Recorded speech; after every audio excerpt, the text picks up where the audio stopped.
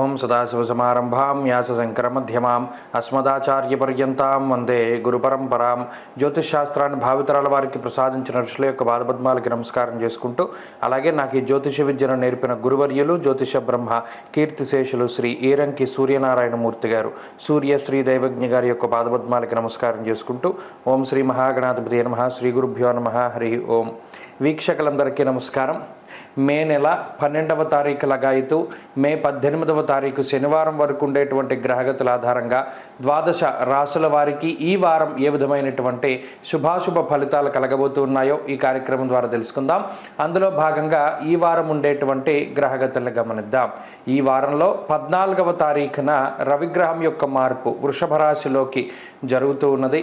రవిగురులు వృషభ రాశి యందు సంచారం చేస్తూ ఉండగా మేషరాశి యందు శుక్రబుధులు, అలాగే మీనరాశి యందు కుజరాహుల యొక్క సంచారం ఉన్నది. కుంభరాశి యందు శనేశ్వరుడు, కన్యాకేతువు సంచారంలో ఉన్నారు.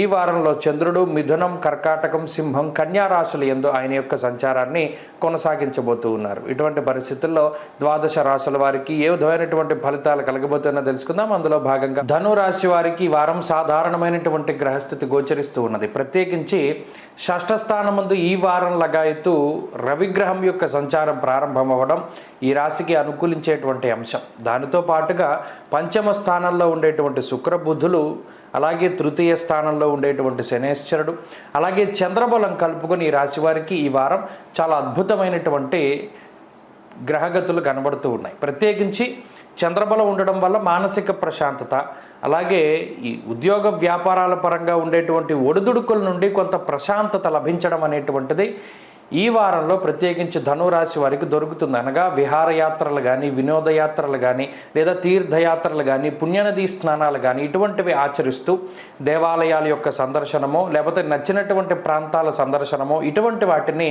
కొంత ఈ గ్రహస్థితి ప్రసాదిస్తూ ఉంటుంది. అంతేగాక పంచమంలో ఉండేటువంటి శుక్రబుధుల యొక్క సంచారం ఈ గ్రహస్థితి వల్ల మానసికమైనటువంటి పరివర్తనలో మార్పు వస్తుంది. అనగా ఇప్పటివరకు ఉండేటువంటి ఆలోచన విధానము ఇక మీదట ఉండేటువంటి ఆలోచన విధానాల్లో ప్రత్యేకమైనటువంటి మార్పులు వస్తాయి.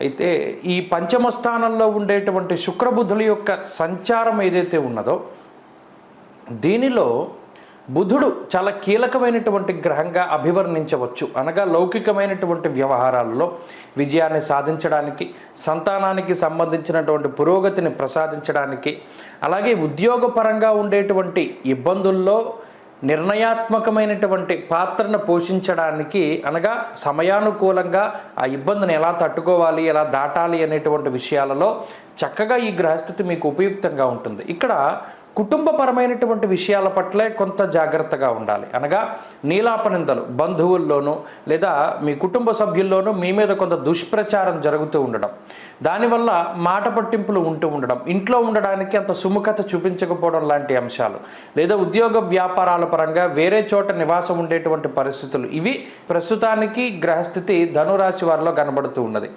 ఆర్థిక ఇబ్బందులు ఏమీ ఉండవు, ఆరోగ్యపరమైన సమస్య ఏమీ ఉండదు, అలాగే ఉద్యోగపరమైనటువంటి చికాకులు కూడా ఏమీ ఉండనటువంటి పరిస్థితి ఈ వారంలో చూడవచ్చును.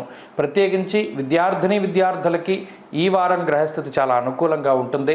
అలాగే వ్యాపార పరంగా కూడా మంచి ఫలితాలని ఈ గ్రహస్థితి ప్రసాదిస్తూ ఉంటుంది.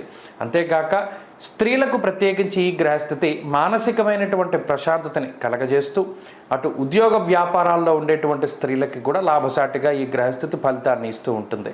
ధనురాశి వారి ఈ వారం మరింత అనుకూలమైనటువంటి ఫలితాలను సాధించడానికై ఆంజనేయ స్వామి వారి యొక్క ఆరాధన, ఆంజనేయ స్తోత్ర పారాయణ చేస్తూ ఉండడం చెప్పదగినటువంటి సూచన. ఈ వారంలో కలిసొచ్చేటువంటి రోజు ఆదివారంగా చెప్పవచ్చును. అదృష్ట సంఖ్య 1, అదృష్ట వర్ణము లేత ఎరుపు రంగు. తదుపరి మకర రాశి.